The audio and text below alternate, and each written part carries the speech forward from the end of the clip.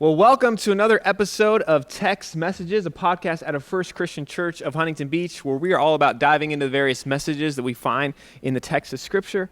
My name is Stephen Pate. I'm one of the hosts of the podcast. I'm on staff here at the church.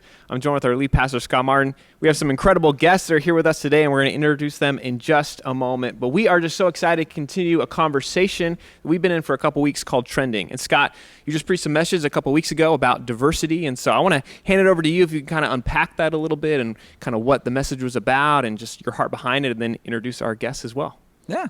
So in this series, Trending, we've been talking about how we've been looking at like kind of more difficult things to talk about, things that are sometimes uncomfortable. And like you said, I guess when we're recording this now, was it 2 weeks ago? We talked about diversity. And if you haven't watched it, I would encourage you to go back and watch it. But really what we came to at the end was our job as followers of Jesus is to listen.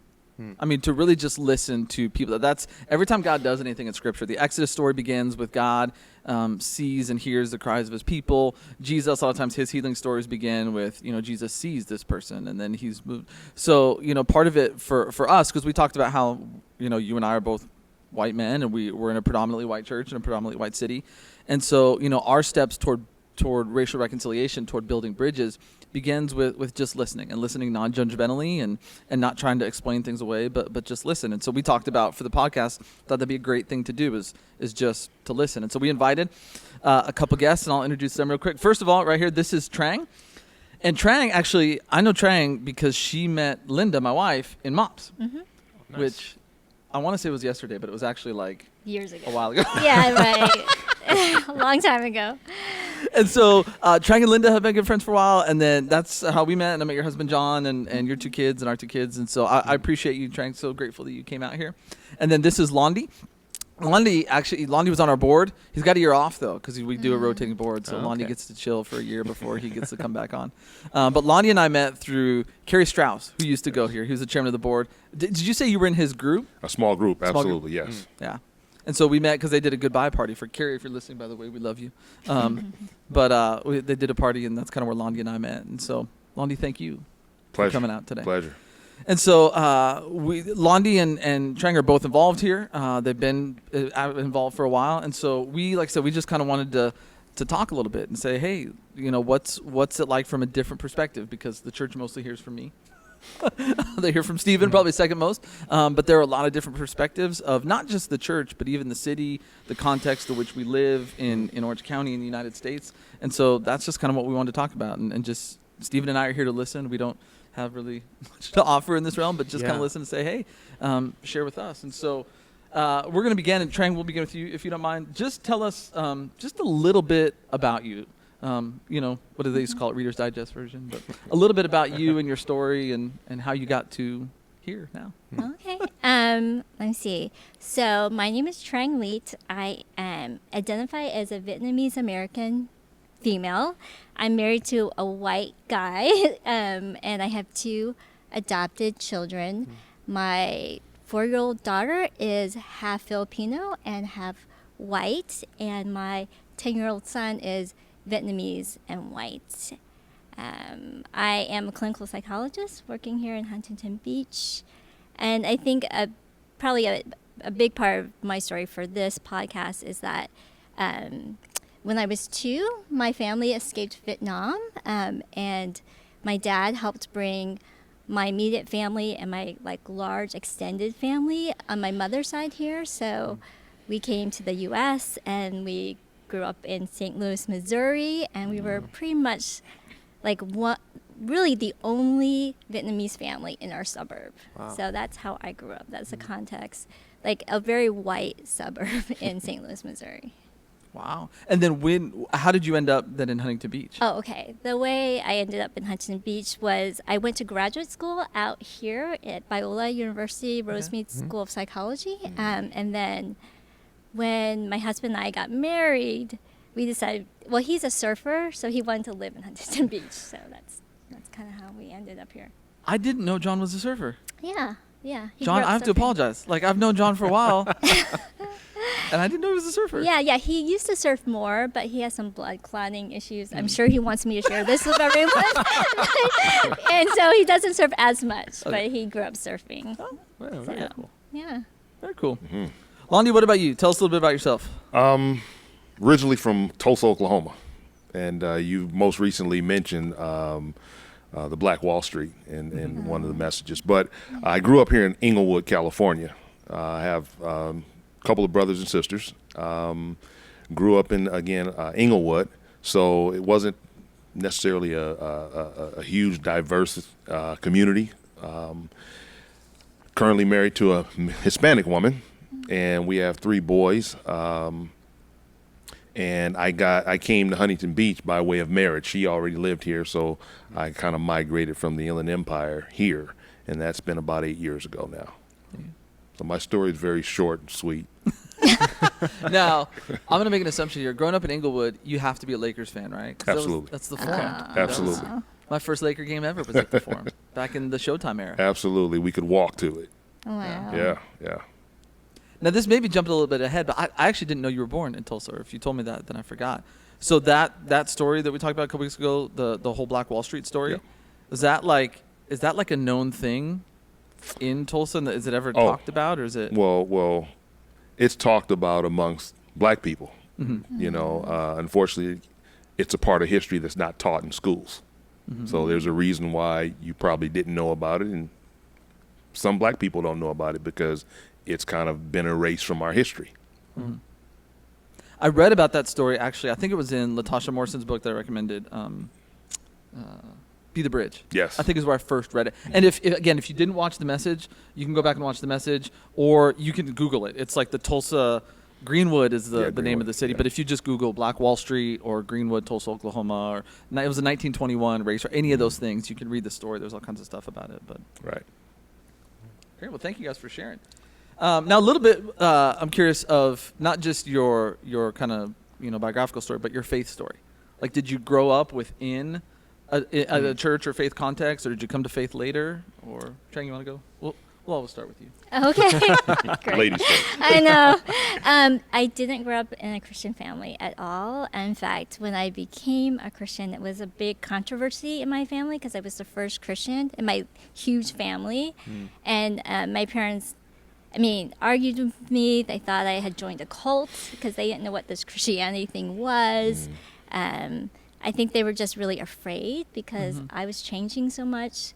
Like, my values were changing. The group of people I was hanging out was changing some. And, like, I was making decisions that they weren't comfortable with because I kind of gave up the opportunity to go to some prestigious colleges so I could go to this dinky small Christian college they had never heard of. So it was a hard time for all of us when I became a Christian. Now, is that Biola you're talking about, or is it another school? No, it was Calvin College. I went to. Okay. Yeah, because I lived in the Midwest. I went to it's a Midwestern school in Michigan. So.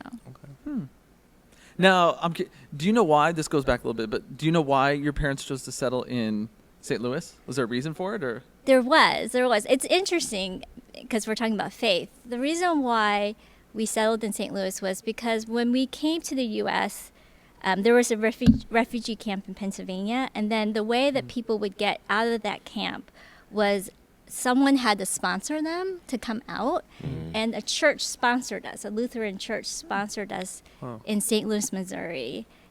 So we were sponsored by a Lutheran church, and they, we did go to the church a little bit for a while, but then we had a falling out. Like, my parents felt like they were really rigid about what, they were asking us to do, and so they stopped going. So, yeah. So then, would that have been like in high school that you came to faith then, or was it? Yeah, I was in high school. Oh. Yeah. Calvin, have you heard of Calvin? I've heard of Calvin College. I haven't, no. It, but, Okay. Yeah. Yeah. Christian Reformed. Christian Reformed. Okay. Yeah. In Michigan. Michigan. Grand Rapids, Michigan. Nice. So, yeah. Londie, what about you? What's your faith story? Oh, much different than yours. I was born and raised in the church. So church every Sunday, morning services, Sunday school, back to church on Sunday evening, Tuesday evening Bible studies, Wednesday evening Bible studies, forced to be in the choir, can't sing, but choir rehearsal on Saturday. So that was my life growing up. from that, my older brother is a pastor of that same church. So we still visit with him, but yeah, we which were is in LA, church, which is right? in LA. Yeah. Yes. So is it in Inglewood then, or is it just no, it's in LA. It's 105th in Vermont. Okay. So it's what they call the inner city. So, but yeah, that was me. I'm always in church. So Cool. Yeah, because then you and I have talked a little bit even about when you were out in the Inland Empire, and you've taken me to church events at your old church there. Is it Water of Life? Water of Life, Yes. yeah. We went to a men's breakfast thing there. So Nice. yeah, and then did you come? What was it that brought you to? Well, and I would ask this question to both of you, I guess, but this time we'll start with you. What brought you to FCC? Was it just, hey, we moved here and we looked for a church, or was my wife was already already attending at the time? Yeah, so it was easy decision. Oh, you're in church there? That's where we're going. She knew a couple people, so she was comfortable. Yeah. Cool. And then Trang, did you find it? Did you shop around? Did someone ask you? It stands out because of the campus, but I think so we were very involved in a church plant in Long Beach, and then once we got Redford and he got older, I decided I wanted to be in a church community where his friends would be close by. And so we started looking at churches in Huntington Beach. And I mean, I really felt like this is, I get these feelings every once in a while that this is just where God wanted us. So we landed here. And we visited, and we liked Bruce was here when we started, so yeah. And then we liked you too, so. Hey, good. Yeah, we continued, so. That's nice. So, see, I don't know if you want to. Yeah, I don't want to take we're every gonna question. get to talking about some current things, but I would love to ask another question just about growing up and your backgrounds. I mean, Scott, you and I have kind of both mentioned growing up white, and that was just kind of our context, just that was the how we grew up, right? And so I would love if you could just describe what it was like for you to grow up in this country, and maybe just understanding if like you were aware of things that maybe were different that you were learning growing up, or if you just encountered anything that kind of was difficult or was challenging. I think that would just be a helpful thing to describe. And so Trang, if you want to go first, and Londie, just however you want to answer that. Yeah, such easy questions. Okay, I think I definitely experienced a lot of difference. Like I think I've been aware of being racially different since I was so young, like 3 years old. I was aware, because I think when you grow up, at least this was my experience, racially different from the dominant culture, you learn to be really perceptive about what they think, how they feel, what makes them comfortable, what makes them uncomfortable, because in some ways it's a way to survive, right? You have to survive being a minority, in this larger context. So I think that it kind of becomes second nature, and I think we do a lot of work as minorities to make you guys comfortable. Like you never get to see it really, because we become really good at it. Right. But when we do that, we also lose parts of ourselves. We spend so much effort just trying to make other people comfortable. I think that sometimes we may even underdevelop parts of our racial identity. Right. Right. Yeah, and it definitely wasn't easy growing up. Like, I was the only Asian female in my elementary school, except for one other who was older than me. So on the playgrounds, people would make fun of me. They would ask me if I was related to Bruce Lee, which, my maiden name was Lee, so, but they would, ask me if I knew Kung Fu. Let's see what else. They would ask me if I could see through my slanted little eyes, and then just even being a female, I knew early on that it was the blonde, blue-eyed girls that were the pretty ones, and just, feeling like I couldn't be that. I wasn't that, and just knowing that I wasn't going to be that, and being smaller. Just lots of ways where in, these interactions, I knew that I didn't fit in, that it wasn't okay to look like I looked. So, yeah. So that was part of the experience too. Now, and I'll just ask this: did you at all know? Is there a difference that you can think of between? Because again, we've talked about Huntington Beach being a predominantly white community. but it is a little bit more diverse, it sounds like, than where you grew up. Right. And so even when you talk about Southern California in general, I mean, we're not that far from LA. You were at a church in Long Beach. I would imagine that's a little bit more diverse than where you grew up, but still not equal. Have you noticed a difference between, because one of the things we in California we try to pride ourselves on is like, oh, well, we're not like the Midwest. We're different. It's different out here. I wonder, have you noticed any differences, or is it just kind of, it's similar but a little different, or is it like drastically different from one to the other? Oh gosh. Unfortunately, I think it's more subtle. Like, I think people want to believe in this colorblind idea that everything is much more equal and people don't see color, but everyone sees color. Like, I mean, as a psychologist, it's something that I've done, some reading on, I've read the research on, and I think we've gotten more sophisticated in how we hide it sometimes, but it's not gone away. And I think, when they do studies on self-esteem, it's actually Asian Americans that have the lowest self-esteem of any race. And there's probably lots of reasons for that, but there's still messages that you're just not as good as the white people. I mean, and children learn it really early. Like, there's testing like 6-year-olds, and they've already learned that they're not the preferred way of being in the world. So it's still there. Yeah. And that's why it's good to have conversations about it and be honest about it. I always think whenever people say like they don't see color, I always remember my son Jeremy. You all know Jeremy. I've talked about him before, but he has autism. He does in-home behavioral therapy, and the first therapist he ever had is a guy named Sheridan. And Sheridan's a pastor. I talked to him a while back. We did an interview thing, but Sheridan's a black man, and Jeremy and Sheridan like loved one another. And Jeremy was heartbroken when Sheridan like left and wasn't his therapist anymore. And I remember Jeremy one day asked me, he's like, "Dad, why don't we have anybody like Sheridan in our family?"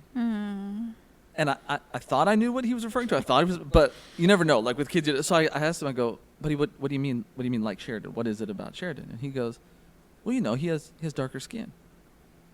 And that's I'm like, do I explain genetics to him? Like, what? And I honestly don't remember the answer that I told him, but I remember he just kind of thought about my answer for a minute, and he goes, "Well, we should have someone like that in our family." And there was this like innocence to it, but it's to your point exactly. Like he saw it.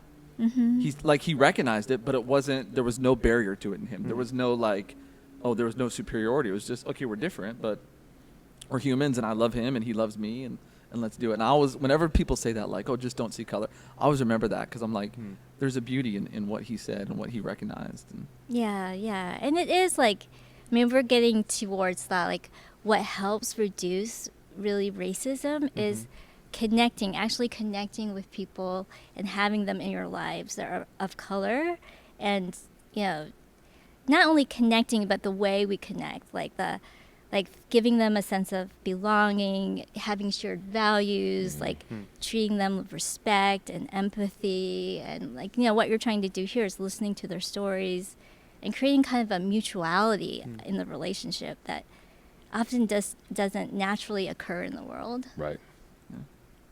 Now, this is kind of a follow-up on that, and you may not be able to answer this. This is probably more of like a sociological question, but I just think, because my wife teaches in Little Saigon, in Garden Grove. Like, her school's right in the heart of Little Saigon, and so it's big Vietnamese population. And I just wonder if some of those reasons are the reasons that you'll have minority communities that stay together in pockets like that. Not to, I don't know if counteract it is right, but to have that identity, like, hey, we want to hold on to this, and we don't want to feel like that. I mean, I'm sure there's a ton of reasons that people tend to congregate with stuff like, I don't even know if that makes sense. Yeah, no, it makes a lot of sense. Yeah, I think it feels safer. And you probably could speak to this more because you grew up in that, more of that context than I did. But I think it feels safer to be around people who are more similar to you. It's kind of human nature. I don't know if you need to repeat the question. We talked a lot there. I don't know if you remember it. What are we talking about? Yeah.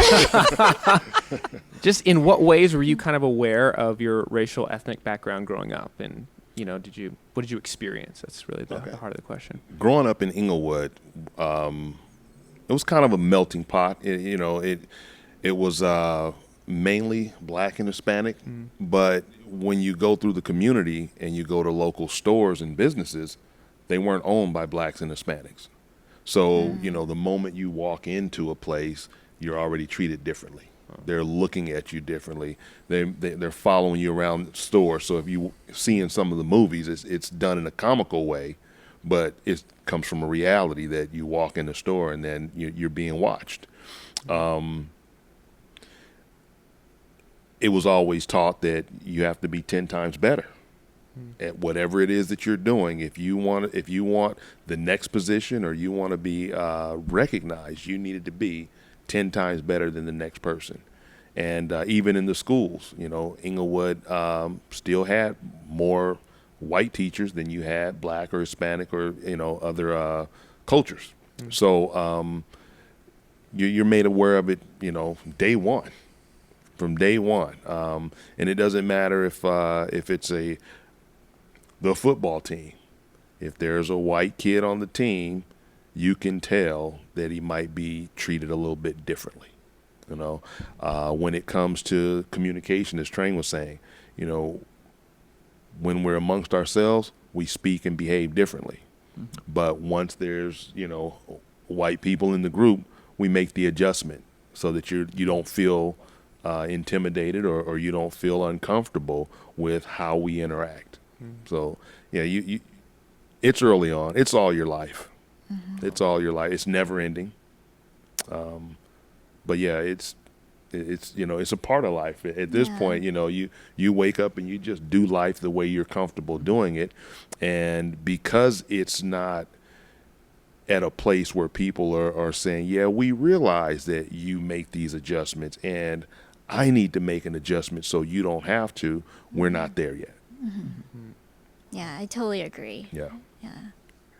So and when you say like it's part of like you learn, is that something that you learn just through experience, or is it like in the context of a family, like your parents say, hey, this, or is it kind of both? Like you learn it through experience and it's just part of, hey, because even I think about you with your kid, like is this stuff you sat down with your son and said, hey, you're a black man living in this culture, here's what you need to do? Absolutely. You hear and you see on TV having the talk. It's a real thing. It's unfortunate, but it's real. So yeah, my mom sat my brothers and sisters and I down and said, look, you have to be careful when you get out there in the streets or, on your way to and fro, be careful of these things. And while you're out there, you start to notice these things happen. You go, oh, I get it. And so you're actually prepared for some of the things that you might encounter. Yeah, I think in Asian culture it's different. Like, because I don't think we talk about it. I think that's, that's not a good thing. But you just pick it up. So much is so indirect, that you learn how to make people. It's interesting. You come by it differently, but you just learn how to make the white people feel comfortable. Especially when you're the only ones in the neighborhood. Because it's blatant. It's just like the first time you send your kid somewhere alone walking. It could be to the mailbox, but you're probably at some point in time going to tell them not to talk to strangers because strangers pull up and talk to kids. Next thing you know, the kid's missing. We teach that. But, for us, the lesson is be careful how you do this. You're going to be treated different. They're going to see you different. Watch the way you speak. All that is said, and if it's not said directly, it's modeled for you. That's true too. Yeah, it's modeled. Yeah. Do you want to do the next one too? Yeah, no. Thank you both so much for sharing. I wonder if we could shift a little bit just to our context in Orange County and Huntington Beach. And one of the questions that I had, and we kind of talked about this, Scott, is, would you identify any underlying race issues within Orange County, Huntington Beach? Do you see those? What's kind of your perception of those things? I know we kind of talked a little bit about growing up in different places, Missouri and in Inglewood, but what about here in this context? Are there things that you see, or are there experiences that you've had when it comes to that? Sure. You know, and it's not very direct. I mean, I'm not a big guy, but I'm 6'2", and my wife is 5 feet, and so when we go to dinner, we could be, just the other day, you know, we're walking in and people walking out that are white men are looking, and I, you know, I grew up in Inglewood. You pay attention to everything. You know, your head, as they say, is always on a swivel. So when I see people, I'm always checking my surroundings, so I don't miss it when somebody looks at me like, "What are you doing here?" You know, so you know, I've experienced that here. Have I had any, you know, confrontations where someone spoke to me or somebody approached me? I haven't had that, but in terms of just the looks, the snares, and things of that nature, yeah, I've experienced that many times. When I came here 8 years ago, you know, I kind of Googled, hey, you know, how many black folks are here, you know, and I think it was like 1 or 2%. And believe me, when I'm out and about, I don't see that many of me. You know, funny thing, a friend of mine who's local here too, I walked to the store because the store is closed, and I got a phone call from him later on the day. Was that you I saw walking down? Yeah, that was me. You know, that was me. So I mean, it's so prevalent that we check on each other because, you know, maybe I think it's safe to walk to the store, but, you know, as a young person, I've been pulled over and stopped and harassed. You know, I haven't experienced that here, but that's not to say that it won't happen or can't. Right. Yeah.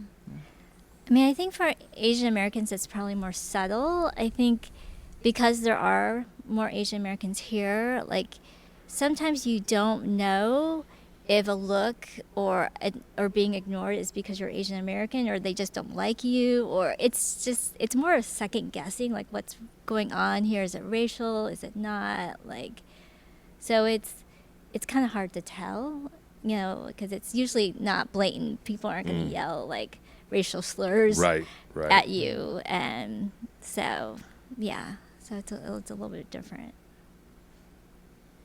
Now I wonder, and again, there's a lot of people that always want to argue like, look how far we've come. And they'll look at it and go, you know, and a lot of times, you know, people, specifically when they talk about black and white relations, they'll go back to slavery and like, look how far we've come since slavery. We may not be perfect, but we're not here. But I even think my dad's best friend growing up, his, would it have been his parents? I think were actually put in an internment camp during the, like World War II, stuff like that. Or I'm bad at math. I can't remember what the generation is. And so even that, you'll have people go, oh, but we're not there. Like, but even that was, what was that, 50, 60 years ago, I guess now. But you'll have people that look, yeah, we were bad, but look how far we've come.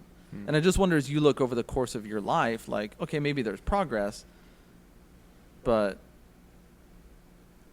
is it as far as like as people would, and I would speak on behalf of white people, is it like as far as white people would like to think it is? Like, and I don't really, I think I know what I'm getting at. I just don't know how to ask the question. Right. Yeah. If that makes sense. The answer is no. The answer is no. You know, everybody has hope. You know, we all have hope, but the reality is when you look at major companies or major corporations, when you see a person of ethnic background who's in that CEO position, you know, it hits the news. You know, why? Because it's still abnormal. For someone to make it, it's still abnormal. So that in itself will tell you, you know, and here's the thing, it's different when we amongst ourselves, if you will, acknowledge one another for that success. But when it happens to come on NBC or the news and they have to make it big there, it's because it's still abnormal. You know, it's abnormal, and we have to give some recognition to say that, you know, we're moving forward. You know, but the reality is there's a lot of room for growth in those areas. You hear about it in the sports world all the time. Most of the athletes are of color, but the head coaches are not. The owners are not. You know, and then there's room for head coaches of color to be placed or hired. You know, the numbers are still skewed. Yeah. I mean, on that, like with business, there's something with, even though we're the model minorities, quote unquote, and there's a lot of professionals that are Asian Americans, there's something called the bamboo ceiling, where studies show that, kind of to your point, that Asian Americans don't get promoted beyond a certain level because of stereotypes, that they're, not good leaders, they're too passive, they're not as competent for some reason. So there's still stuff going on. And then, for me, with the Asian American violence that's been going on, that's a sign that things are still not okay. Why is it okay to attack someone because they look a certain way? Right. We don't even know who they are. I just want, I'm thinking, I remember I took my kids one time, we watched some friends of ours play a flag football game, and there was these two parents, they're both white, and it was a first grade flag football game. And they're talking about how they know the recruiter at UCLA, and their kid's going to go play at UCLA. And I'm sitting there like, this is a first grade flag football. Yeah. But there is that thing, and again, I can only speak from a white context of you just do whatever you want. There's nothing that can hold you back, and anything that holds you back, mom and dad are going to charge in there and break anybody down. And I just wanted you to talk about the bamboo ceiling. Is that something that even, I just think of Redford, is that something that you're aware of with him, that you would, or even with your own kids, is there this, I don't want to say you temper it, because I know you're both great parents and you both love your kids and you do anything for your kids. But is it an aware, as you kind of talk to your kids, or as you even think about, because Redford's still kind of young, I don't know if you've had conversations about what he's going to do with the rest of his life. Yeah. But is that I don't know, is that something that you talk through? Again, kind of comes back to what I asked earlier, but that you talk through them with hey, not that you want to limit them, but an awareness to it. Yeah, you have to make them aware. But, for anybody, you still have to do the work. But in our culture, we have to do more work for it to be recognized as the work. And so you have to have that conversation with your children. Yeah, I think you have to have, you have to have conversations. And in our family, with Redford, because his dad is white, I think it's confusing for him. He's trying to figure out his identity. And he even was asking me, he's such a numbers guy, what percentage white am I? What percentage Asian am I? And, I tried to bring up the Asian American violence because it worries me. And he just kind of didn't want to talk about it. It's really hard for kids because these are hard topics, right? We're talking about being treated poorly. We're talking about people experiencing violence. I think as a minority, you kind of have to bring it up and talk about hard subjects, and be sensitive to your child about how they respond. But it's overwhelming for them, I think. Right. Now, this is I'm curious for myself, but even because again, a lot of our church is white people. When it comes to the friends in your life, if I wanted to, as a friend, if I wanted to support you, and what would you want me? Would you want me to come up and ask, Londie, what's it like to be a black man? Trang, what's it like to be an Asian woman? Or just, hey, I got you. Let me know. What would be something that even I could do to support you in terms of, because you're all the Asian violence is terrible. It's terrible. But I think a lot of times white people shy away from it because it's I don't know what to say. Do you care about this? Do you not care about this? We seem to have a good relationship. That should make everything fine. What is it something that I could do as a friend that would be encouraging and supportive to you in the midst of whatever the specific struggle or issue might be as it relates to race? Yeah, I think it really is such a good question. What is your experience of this? What is your experience of being Vietnamese American? What is your experience of the Asian American violence? I think it's so important to talk about these things, even though it's so uncomfortable, right? For all of us, for us too, it's uncomfortable. We're so used to making you guys comfortable that I think we just try not to make it uncomfortable. Right. But and it's good to even do it in front of our children, because they need to know that this is okay to talk about, that this is important to talk about, that you can connect with people who are different and have a different experience, and you can respect and have empathy for someone else's experience. It's a reality, and when you don't talk about it, you discount it. When you don't talk about it, you make it appear that it's not really happening. And like you said, for kids, you know, it's extremely scary. I mean, when you see on TV adult people are being abused this way, and then you have your child at school or anywhere else, and he goes to the bathroom by himself, he has no clue what might happen. Mm-hmm. You know, and you're a minority most places that you go anyway, and you have no clue what the next person is thinking. So, you know, it's scary. I mean, I'm scared for the kid. Mm-hmm. Mm-hmm. Now, we also want to ask a few questions just specifically about the church here. Mm-hmm. And like what your experience has been at the church here. I'm not going to ask for names of people who've been mean to you or anything like that. So, but I wonder if you could just share with us, again, because I've been a part of this church for 17 years, but I've always been on staff, so I probably have kind of a skewed version anyway, but I've always been a white man.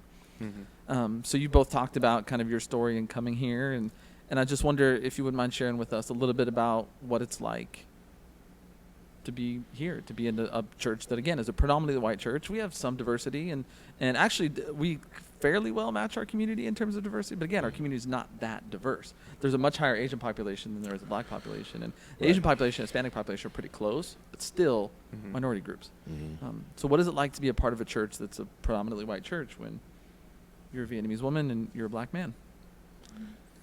You want to go first? Yeah, you go first. You know, for me, I think I'm myself wherever I go. Mm-hmm. So I don't make an adjustment, I guess, to be accepted. So since I've been here, there's a small pocket of people who, I guess, recognize me. But sometimes when when we were attending regularly before COVID, I would get greeted as if that was my first Sunday. A lot. I'm going here every Sunday at this time, and some regulars would again greet me, and you can tell in their tone and the expression that I still look new, and so that right there, I laugh about it, but it's something that we probably need to address, but outside of that, I don't feel any discomfort. It's church. We come here with the right frame of mind, and then we do have everybody equal. And anybody who's operating outside of that needs prayer. Mm-hmm. Yeah, I mean, I think FCC in general is a welcoming community, but I think it just kind of falls into the whole Orange County thing of like being colorblind, like just not talking about race, not, I mean, I can't help but there's not a lot of staff here that has any, minority to it, and I think that really matters. Like, I think of the two experiences where race was handled better at church, and one was the church in Long Beach where the assistant pastor was Korean and the worship leader was Korean. So the church was more racially diverse, and we could talk about race because it was right there in front of us, and then in LA, we helped plant a church in LA, and the pastor was white, but there was such it's almost like a privileging of the minority voice and attention to it, and then like personal relationships that you could see there. So I think it was a different, again, and it's LA also, like the talking about racial issues, the struggle with it, like even like more nuanced, complex issues. It was just so much more of an open discussion than I think it is in Orange County in general. And I think FCC is, affected by that. I'd like to add to that, what was it? A year or two ago, I can't remember. You had a message, and in that message, it's when the Black Lives Matter movement, was getting pretty big, and you wanted to speak on that. And even yourself, you had a little discomfort as to how is the church going to receive this if I'm saying that we need to open our eyes and pay attention to what's actually going on. I think just that as a whole, I mean, I don't know if it's just within our culture at FCC right now, but I look at who do we cater to. Okay, you can take our praise and worship team, and the majority of those songs are going to come from, and now I lose the station, but it's more of contemporary, Christian music. Yeah. Whereas, And they're going to come from predominantly white churches. Exactly. Yeah. And so if we're going to reach out to other cultures, we need to, be a little bit more diverse in our worship songs. Not a lot of gospel songs, not a lot of old hymns, that we do. And some of that is going to help us as a church, if you will, to be more welcoming. And I had an opportunity with a young lady here that said that her husband wasn't big on the worship, and so he didn't return. I mean, to me, it's a little strong, but at the same time, I understand. Mm-hmm. You kind of want to hear some things that you kind of grew up with if you're going to be here. So again, it's for us within FCC. Who are we reaching out to? And just sprinkling a little bit of gospel worship will help to bring or keep some of the diverse groups that we have here. Mm-hmm. Yeah. No, I think those are all great points, and you are 100% right in everything you said, even about our staff. It's something that Stephen's been on our staff for about a year, but it's something we've been aware of for a couple of years, and it's Steve's not black. No, but it's we just hired a junior high person, and you go through your own networks to try to hire people, and you put stuff out like on Indeed and things like that, and just as you're talking, it makes me wonder, just like the reputation of Orange County, because we got very few applicants that were not white.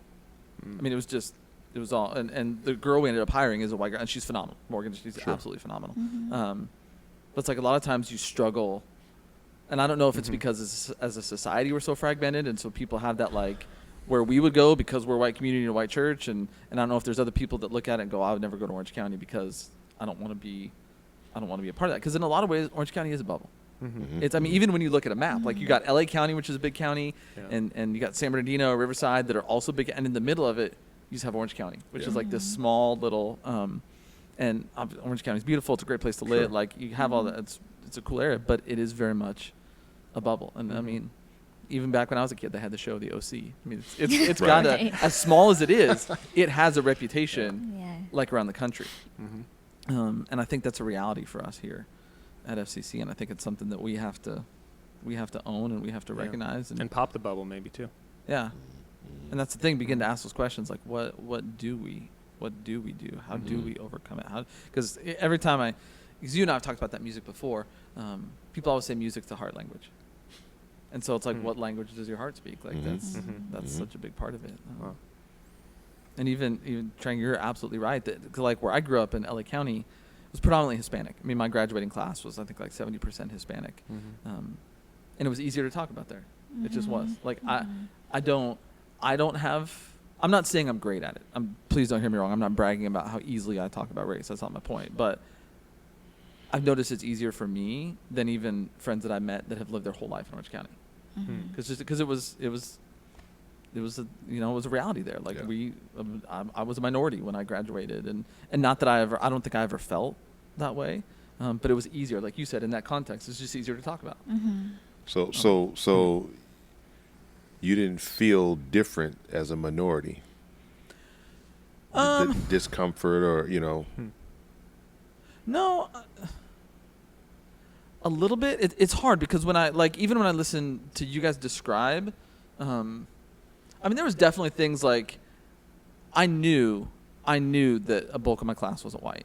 Right. I knew that when I went to school, most people in my class were Hispanic. And there was different ways you knew that.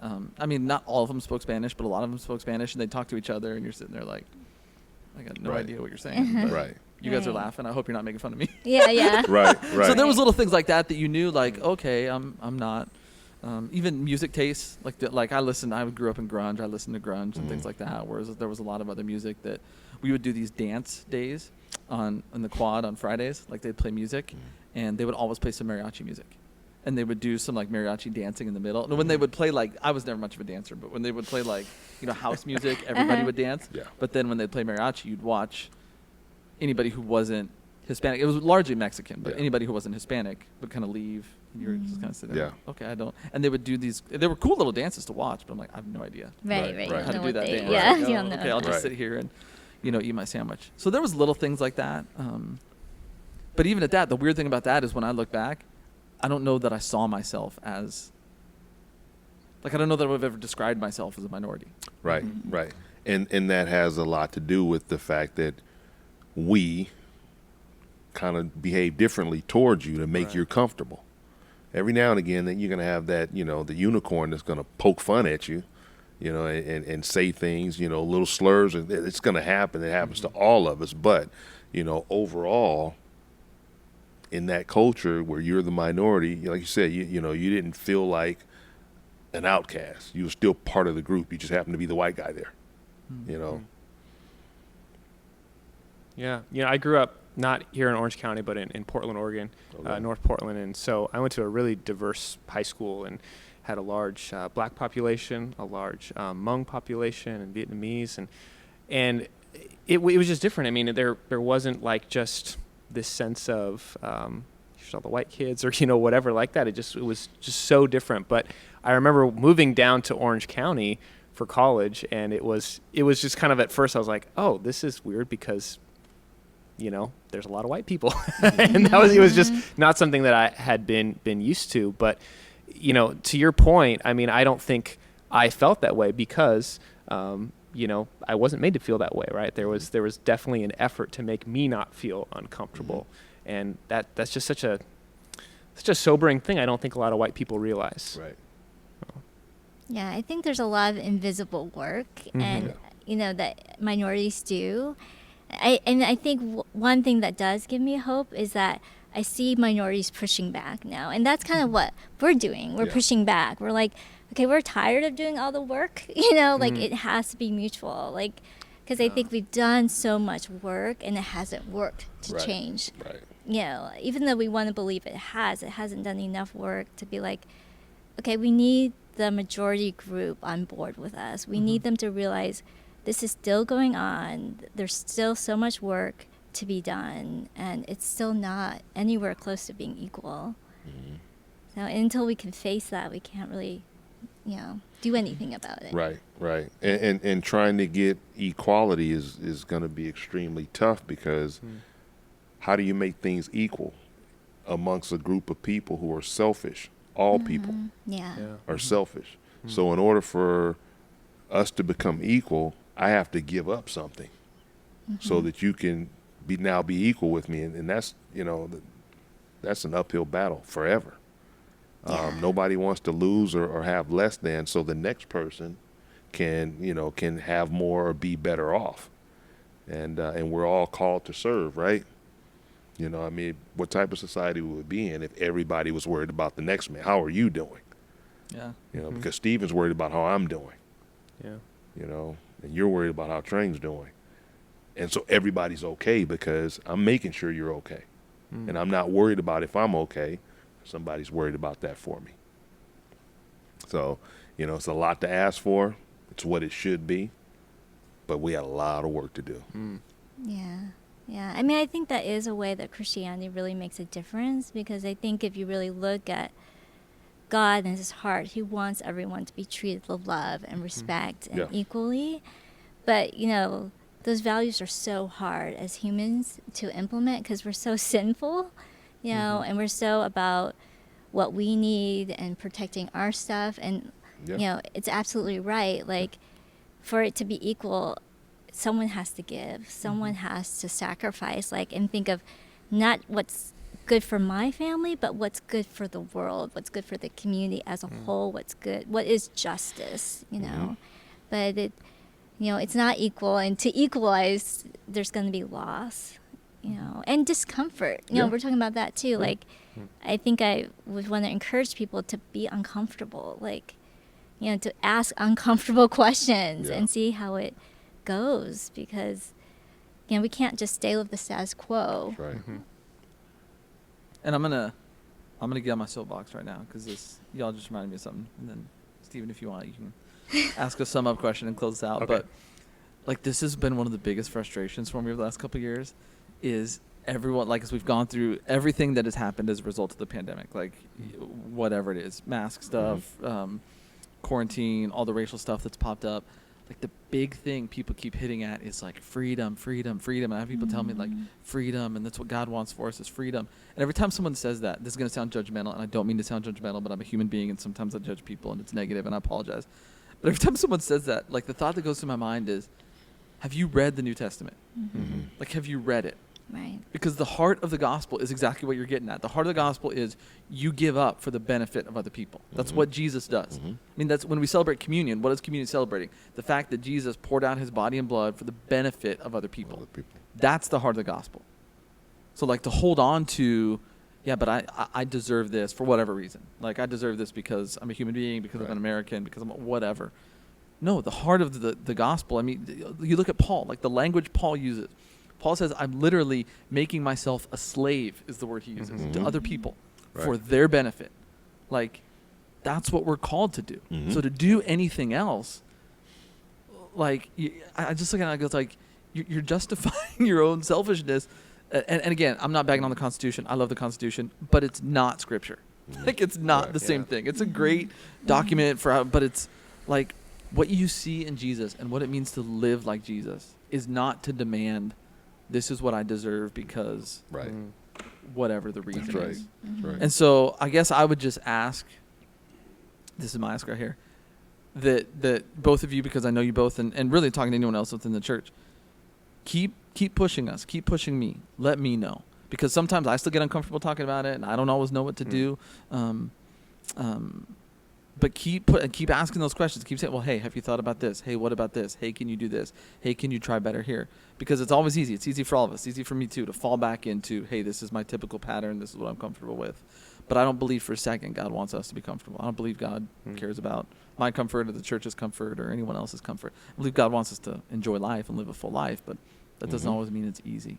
So I just know that I'm incredibly grateful for y'all coming on here and sharing all this stuff. And there's a lot that you said that gives me a lot to think about in my own life and even the church.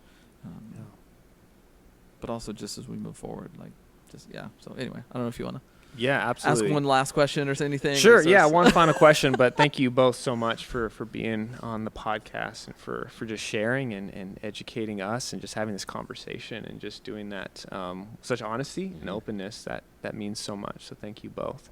I guess this is just a final question to kind of throw it out there to give you the last word. I mean, it's we touched on a lot of things, but I mean, is there maybe one kind of takeaway that you would offer to our community, to our church, just kind of something to think about as we move forward, and maybe that is in terms of improving race relations or just being better at listening? Is there kind of one final thing that you might throw out there? And if you want to take a moment to think about that, you can do that. But Trang, if you want to start, and then Londie, if there's just kind of one final thing you'd say.